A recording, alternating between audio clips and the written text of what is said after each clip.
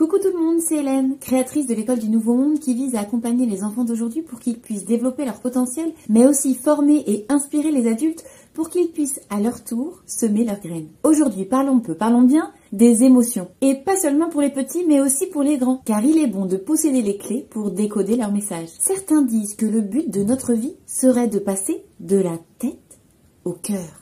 Un chemin qui pourrait paraître très long à celui qui n'a pas su écouter ses émotions, des émissaires du cœur qui nous permettent de descendre toujours plus bas au plus proche de soi et qui nous permettent de rester humains, c'est-à-dire sensibles, vulnérables et aimants. Alors voici maintenant 5 clés pour vous permettre de gérer ces émotions parfois désagréables. C'est parti! La première clé va vous permettre de faire cesser cette tempête de pensée en vous connectant à vos 5 sens. Vous avez déjà secoué une boule à neige? Impossible d'y voir clair. Il est souvent nécessaire d'attendre que le calme se fasse et l'une des clés idéales pour cela est de se relier à nos sens. Mettre les mains sous l'eau, manger un gâteau, admirer un tableau, écouter un morceau. Choisissez ce qui vous plaît pour améliorer votre météo intérieure et retrouver la voix du cœur.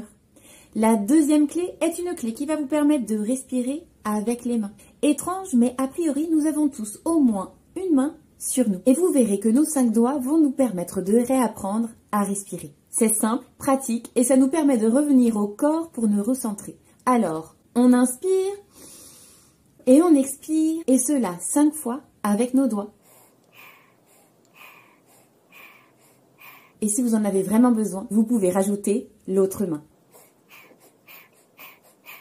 Le souffle est un allié essentiel pour rejoindre le cœur. La troisième clé va nous permettre de faire retomber la pression en évacuant le trop-plein. Pour cela, quoi de mieux que le sport? Criez, sautez, dansez, bougez. Faites en sorte que le mouvement reprenne sa place dans votre vie et ne laissez pas l'immobilité vous étouffer. Le mouvement, c'est la vie. La quatrième clé va nous permettre de remettre de la couleur dans nos vies. Le savate qu'on emploie est tout gris, il ne veut plus rien dire. Sortez plutôt vos crayons pour pouvoir dessiner vos émotions. Donnez-leur des nuances et de l'intensité pour ne pas oublier que nous sommes des œuvres d'art que la vie façonne à son image.